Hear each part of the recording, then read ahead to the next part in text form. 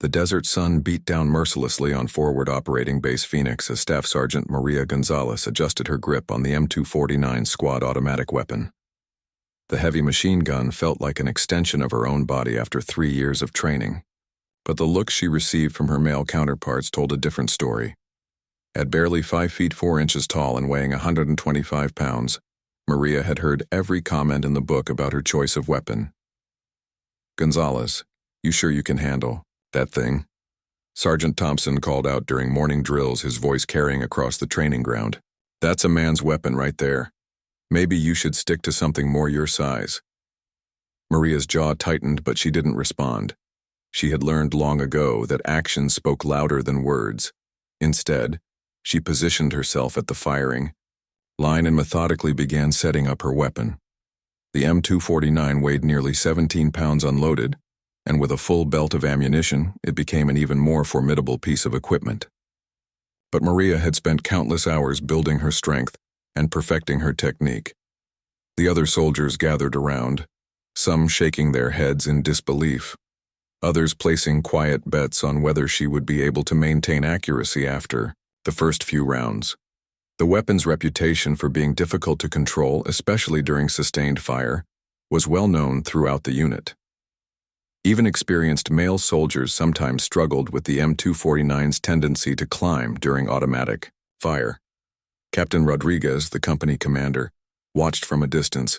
He had initially been skeptical when Maria requested assignment to the machine gun team, but her scores in training had been consistently high. Still, combat was different from training, and he wondered if his decision to approve her request had been the right one. Maria took a deep breath and settled into her firing position. She had modified her stance slightly from the standard teaching, adjusting for her shorter stature and different center of gravity. Her instructors at Fort Benning had been surprised by her innovation, but the results spoke for themselves. She could deliver accurate, sustained fire with the best of them.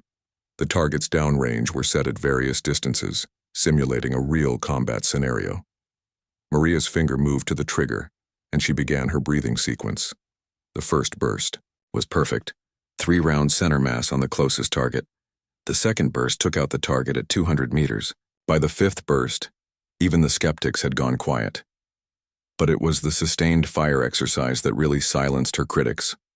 For 30 seconds, Maria laid down a wall of suppressive fire that would have made any infantry unit proud. The barrel grew hot under the sustained firing, but her control never wavered. When the smoke cleared, every target had been neutralized with precision that spoke to hours of dedicated practice. Sergeant Thompson approached her position, his earlier mockery replaced by genuine respect. "How did you manage that kind of control?" he asked, examining the weapon with professional curiosity. Maria smiled as she began the breakdown and cleaning process. "Same way anyone gets good at anything," she replied. "Practice, practice, and more practice. This weapon doesn't care how tall you are or what gender you are. It only cares that you know how to use it properly." The conversation was interrupted by the sudden wail of the base alarm system.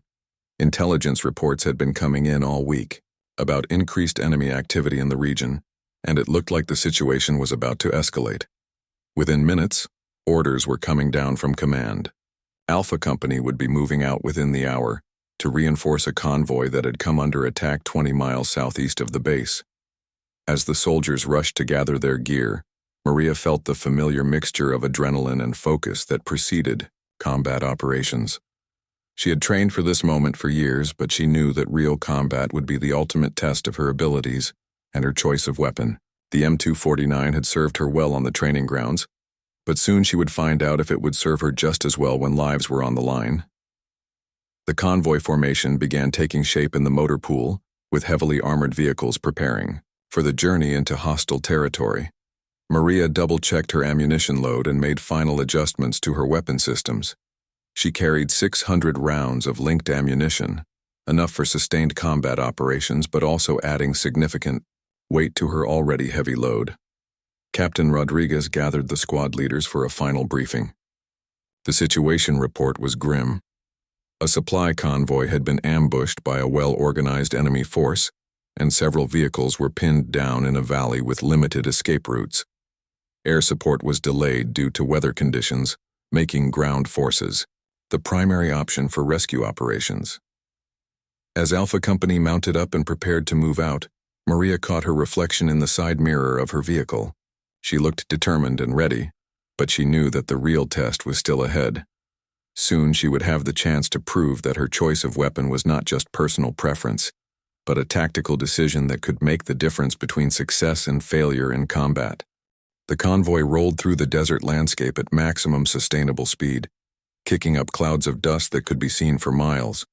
Maria rode in the third vehicle, her M249 positioned and ready for immediate deployment. The radio chatter had grown increasingly urgent as they approached the ambush site, with reports of sustained enemy fire and multiple casualties among the trapped convoy. Through her headset, Maria listened to the tactical communications between the rescue force and the pinned-down convoy. The situation was deteriorating rapidly. The enemy had positioned themselves on high ground surrounding the valley, creating a deadly crossfire that prevented the convoy from moving forward or retreating. Several vehicles had been disabled by rocket-propelled grenades, and the survivors were using the wreckage for cover. 2 minutes out, announced the lead vehicle commander. Prepare for immediate dismount and tactical deployment. Maria performed a final weapons check, ensuring that her ammunition belts were properly seated and that her backup systems were functional. The weight of the M249 no longer felt burdensome. Instead, it felt like the tool that would help her save lives. She had studied the terrain maps during the journey and had already identified potential firing positions that would maximize her weapon's effectiveness.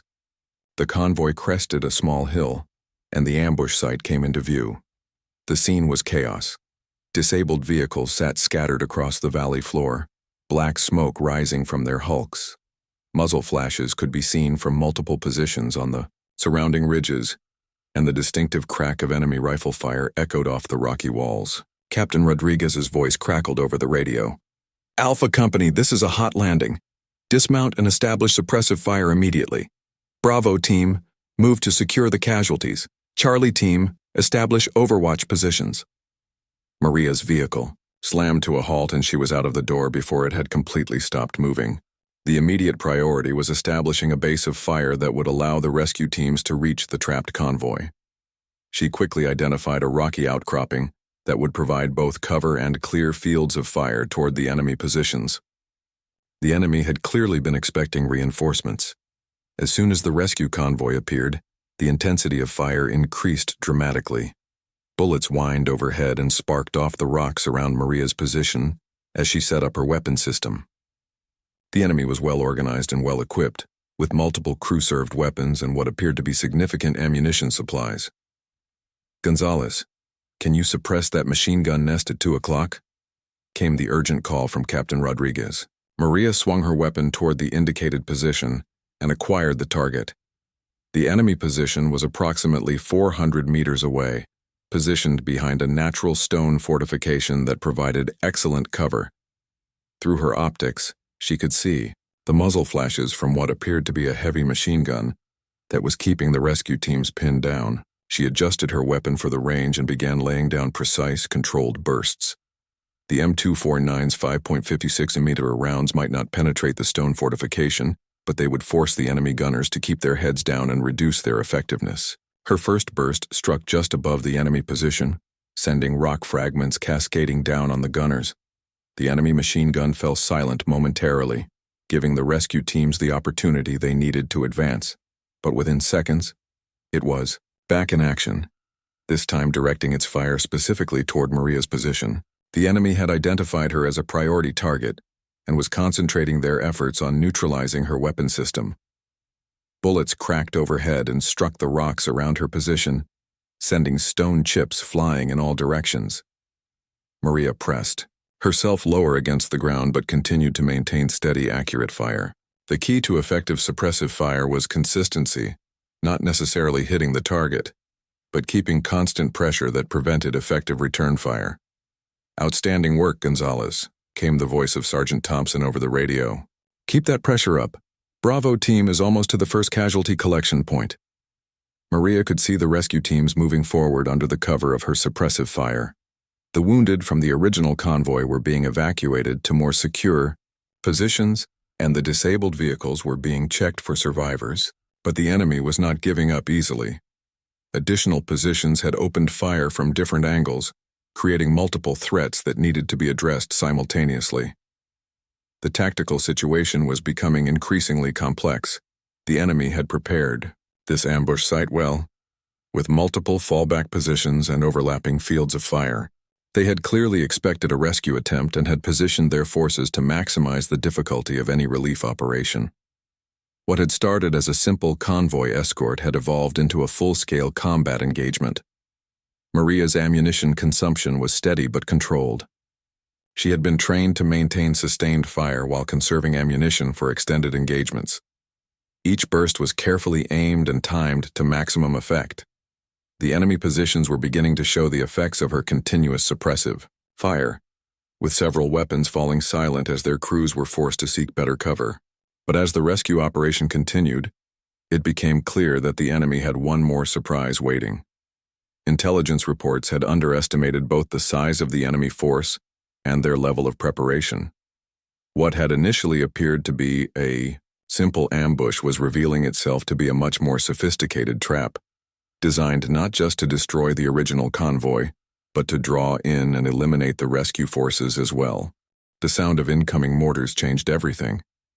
The distinctive whistle, followed by thunderous explosions, sent shockwaves through the rescue operation as Maria pressed herself against the rocky outcropping. The enemy had revealed their true strength, and it was far beyond what intelligence had predicted. This was not just an ambush, it was a carefully orchestrated trap designed to eliminate both the original convoy and any rescue attempts. "Incoming mortars! Take cover!" Captain Rodriguez's voice boomed across the battlefield as explosions erupted around the rescue teams. The enemy had waited until the rescue forces were fully committed before revealing their indirect fire capability. It was a tactical masterstroke that threatened to turn the rescue operation into a massacre. Maria felt the ground shake beneath her as a mortar round exploded less than 50 meters from her position. Rock fragments and debris rained down around her, but she maintained her firing position. The rescue teams were now caught in the open, exposed to both direct fire from the ridge positions and indirect fire from the mortars. Without sustained, suppressive fire, they would be completely pinned down. Through the smoke and chaos, she could see that several members of the rescue teams had been wounded by the mortar fragments. The carefully planned tactical formation had been disrupted, and soldiers were scrambling for whatever cover they could find. The original convoy survivors were still trapped, and now the rescue force was in equally desperate circumstances. "All units, this is Rodriguez. We need immediate suppression of those mortar positions. Does anyone have eyes on the indirect fire teams?" The captain's voice carried the tension of a commander whose operation was rapidly falling apart. Maria scanned the ridgeline through her weapon's optics, looking for signs of the mortar teams. Indirect fire weapons typically required some kind of forward observer to direct their fire effectively, and that observer would need visual contact with the target area. She methodically searched the high ground, looking for anything that seemed out of place. There, approximately 600 meters to the northeast, she spotted movement near a cluster of large boulders.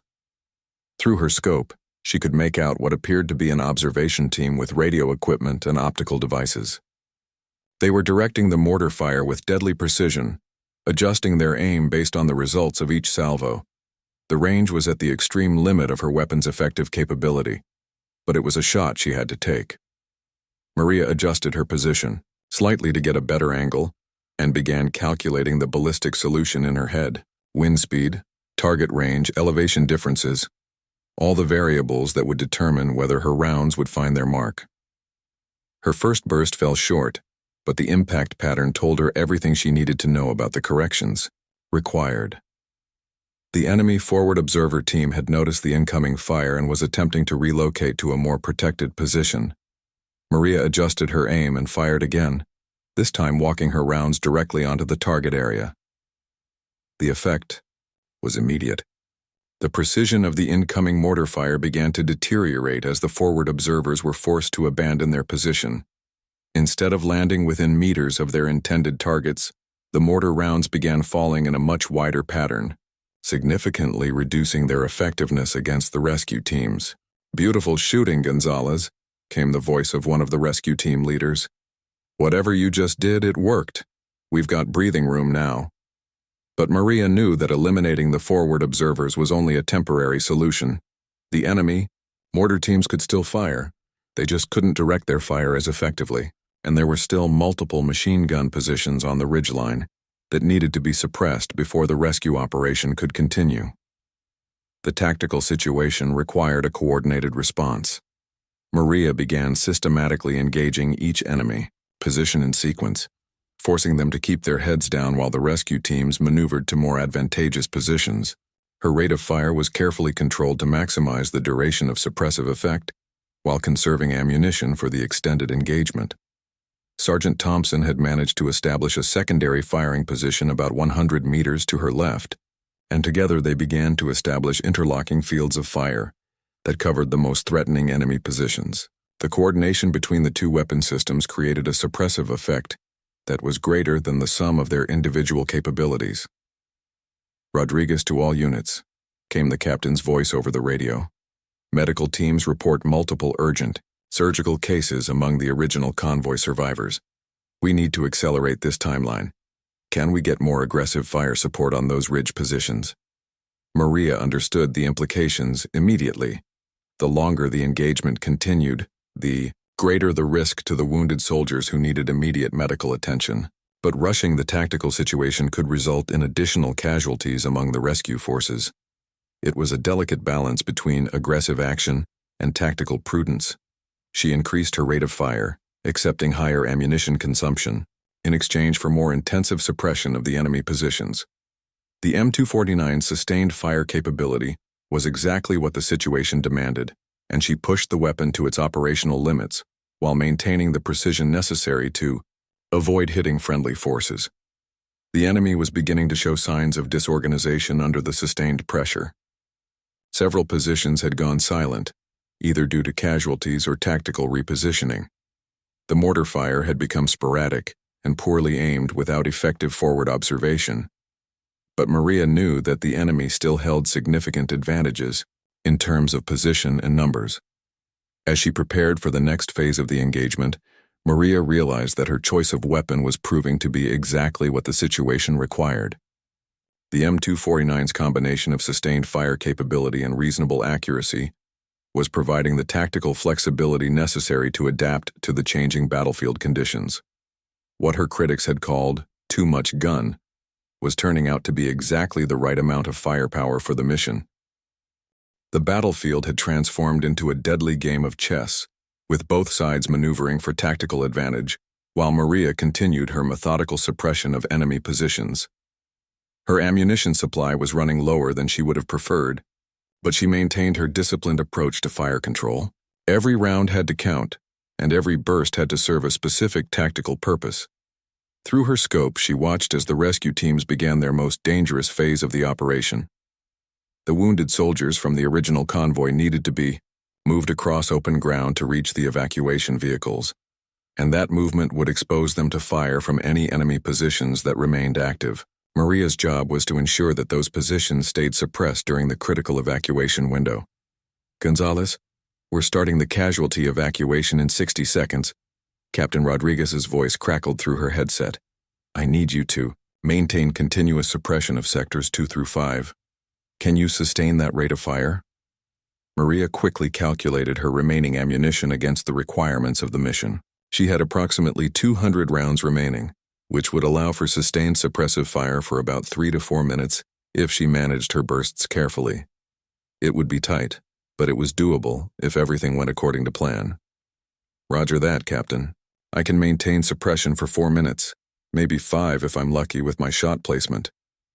The evacuation began with military precision that spoke to hours of training and preparation.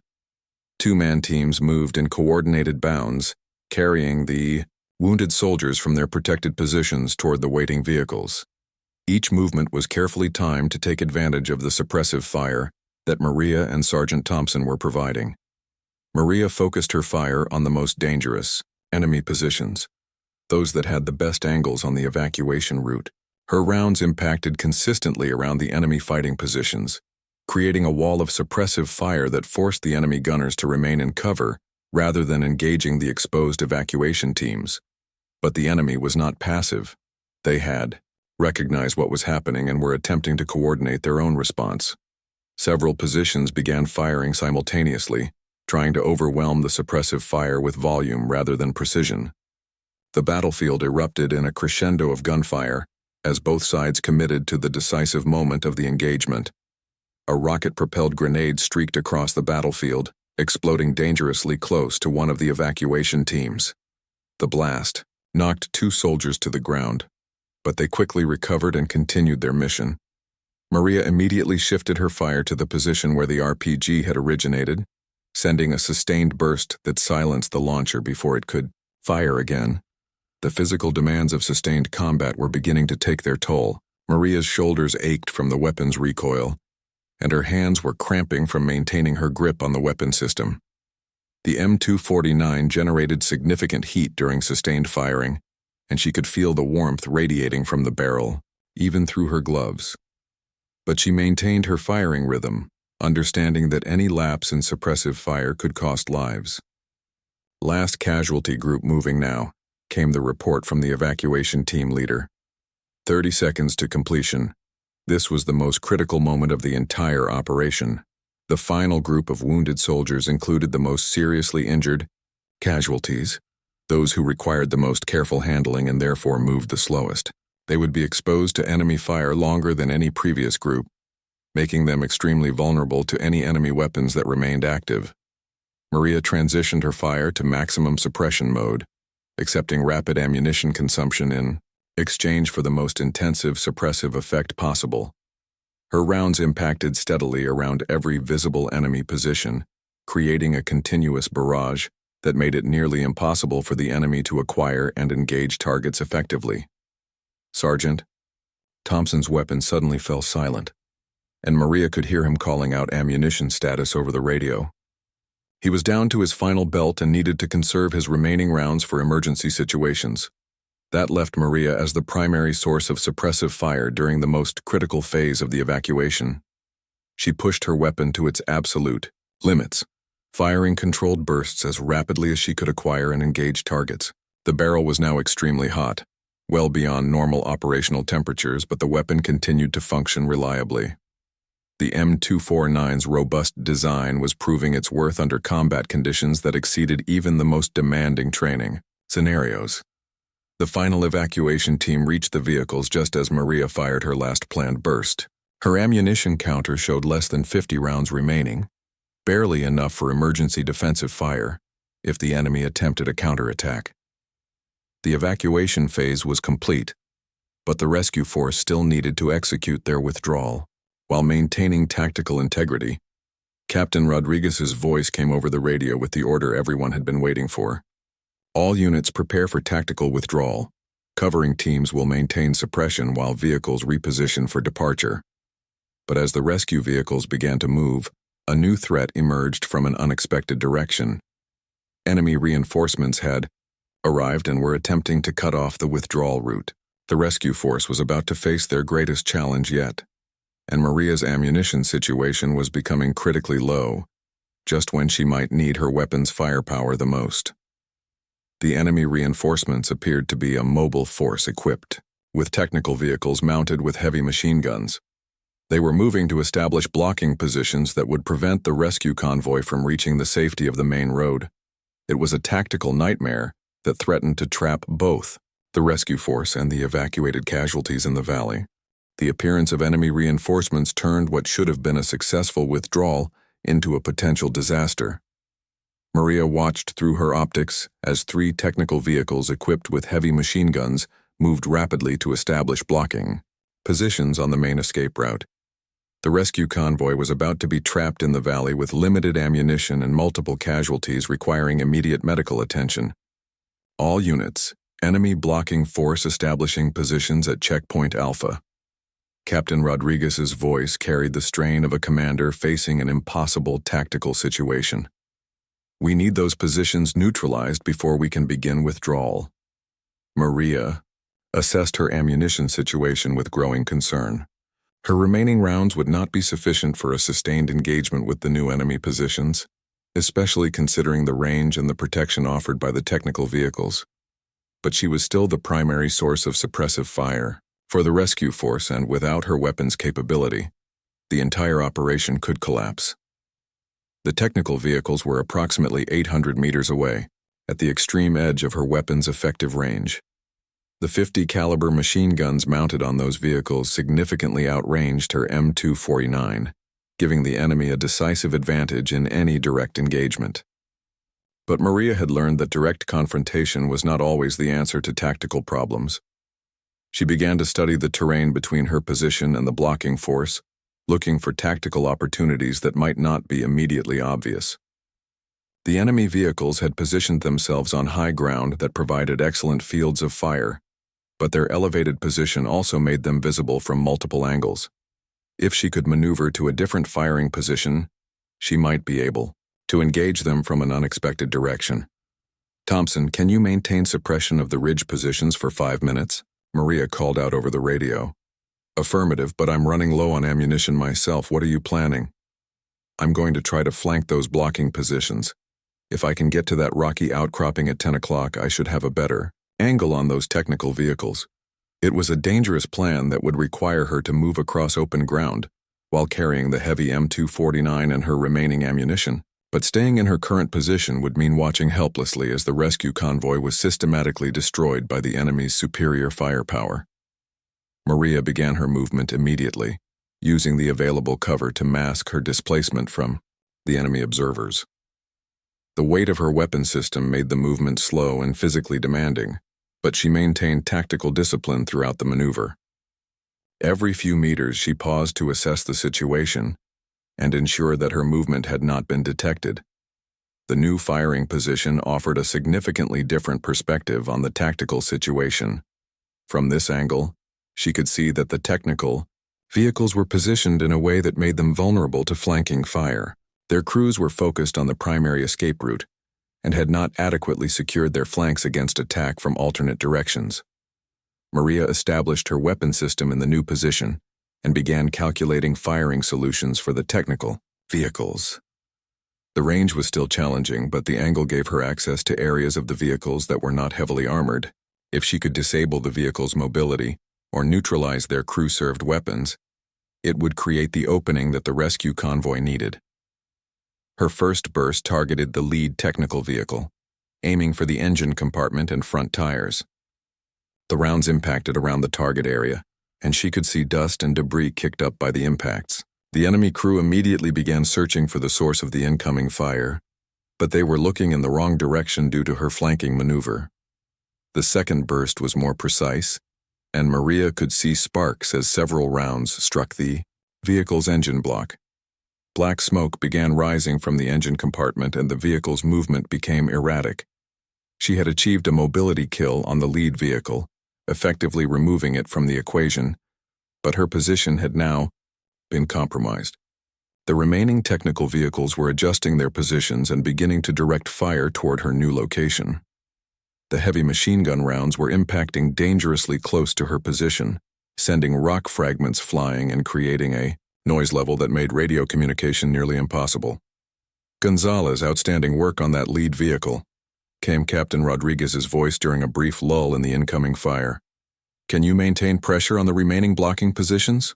Maria's ammunition counter showed fewer than 20 rounds remaining. She had enough for perhaps 2 or 3 more precise engagements, but after that she would be reduced to her sidearm and whatever support she could provide with her tactical expertise. Every round from this point forward would have to achieve maximum tactical effect. She waited for the optimal moment, allowing the enemy vehicles to expose themselves as they maneuvered for better firing positions. When the second technical vehicle moved to support its disabled partner, it presented its flank to Maria's position for several critical seconds. She used those seconds to deliver a precisely aimed burst that targeted the vehicle's fuel tank and ammunition storage areas. The explosion that followed exceeded her expectations. The vehicle's ammunition supply detonated in a spectacular fireball that illuminated the entire valley. The blast was so powerful that it damaged the third technical vehicle and created a smoke screen that obscured the enemy's observation of the escape route.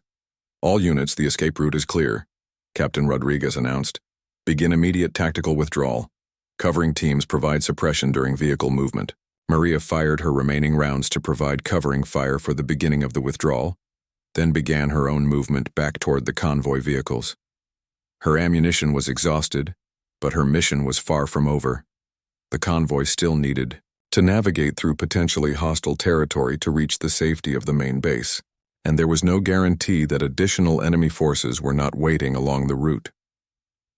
As she reached the convoy vehicles, Maria realized that her unconventional use of the M249 had been the decisive factor in the mission's success. What her critics had called too much gun had provided exactly the combination of sustained fire capability, tactical flexibility, and battlefield presence necessary to overcome a complex and dangerous tactical situation. The convoy moved through the desert landscape with a sense of urgency that reflected both their success and their vulnerability. Maria sat in the lead vehicle now, her M249 cleaned and reloaded with fresh ammunition from the unit's reserve supplies. The rescued casualties were stable and receiving medical attention in the armored ambulances, but everyone understood that they were not safe until they reached the main base. Captain Rodriguez had repositioned Maria to the front of the convoy, based on her performance during the rescue operation. Her tactical awareness and weapon expertise had proven invaluable, and he wanted her positioned where she could respond immediately to any new threats that might emerge along the withdrawal route. "Gonzalez, I owe you an apology." Sergeant Thompson's voice came through her headset as the convoy maintained its steady pace toward home. "I was wrong about you and that weapon. What you did back there saved all our lives." Maria smiled slightly as she continued to scan the terrain ahead for potential threats. "No apology necessary, Sergeant. We all had to learn what we were capable of under real combat conditions. The weapon doesn't make the soldier makes the weapon effective." The radio crackled with updates from base headquarters as word of the successful rescue operation spread through the command structure. The original convoy that had been ambushed consisted of critical supply vehicles carrying medical supplies and equipment needed by forward operating bases throughout the region. Their destruction would have had serious consequences for ongoing operations. More importantly, the convoy had been carrying a team of combat medics who were desperately needed at an isolated outpost that had been receiving casualties from increased enemy activity. The successful rescue meant that those medics could continue their mission and provide life-saving treatment to soldiers who would otherwise have limited access to advanced medical care. As they approached the halfway point of their return journey, the convoy received an urgent radio transmission from base headquarters. Intelligence reports indicated that enemy forces were attempting to establish another ambush position along the main route, using the same tactics that had been employed against the original convoy. "All units, be advised that we have reports of possible enemy activity at Checkpoint Bravo," came the warning from base operations. "Recommend alternate route or request for additional air support." Captain Rodriguez made the decision to continue on the primary route rather than risk the longer alternate path with wounded personnel aboard.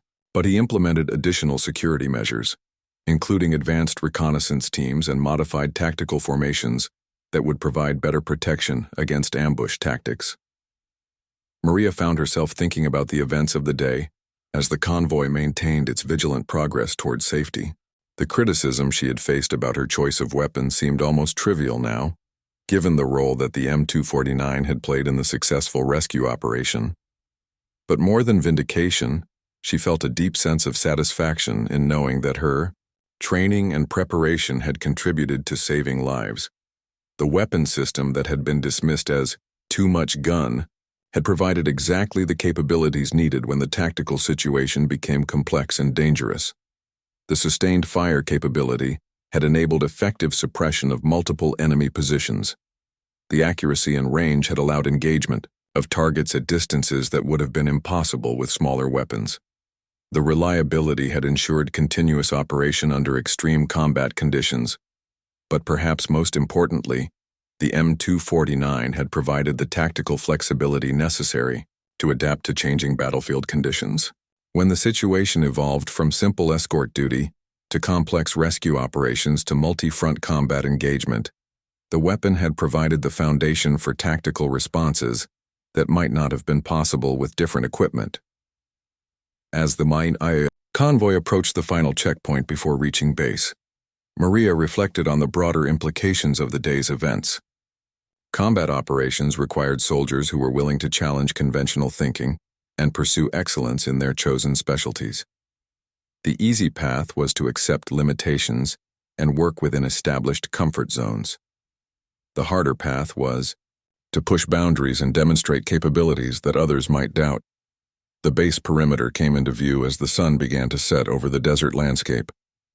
Guard towers and defensive positions marked the transition from hostile territory to relative safety, and Maria felt the tension of the day begin to ease as they passed through the main gate. The mission had been successful, and all personnel had returned safely despite facing significantly greater enemy resistance than anticipated. Captain Rodriguez called for a unit formation immediately after the vehicles were secured and the casualties had been transferred to the base medical facility. The successful rescue operation deserved recognition, but more importantly, it provided lessons that could benefit future operations in the challenging combat environment they all faced. Today's operation demonstrated the importance of individual preparation, tactical flexibility, and unit cohesion under extreme combat conditions. The captain addressed the assembled soldiers. Staff Sergeant Gonzalez's performance with the M249 system was exemplary and directly contributed to the mission's success. Her expertise and dedication saved lives today. As the formation was dismissed and soldiers began the process of equipment maintenance and mission debriefing, Maria realized that she had achieved something more valuable than simply proving her critics wrong. She had demonstrated that excellence in military operations came not from conforming to expectations, but from pursuing mastery of the tools and techniques that best served the mission and her fellow soldiers. The M249 had indeed been too much gun for those who doubted its effectiveness in her hands. But for Maria Gonzalez, it had been exactly the right amount of firepower to clear the battlefield and save the day when it mattered most.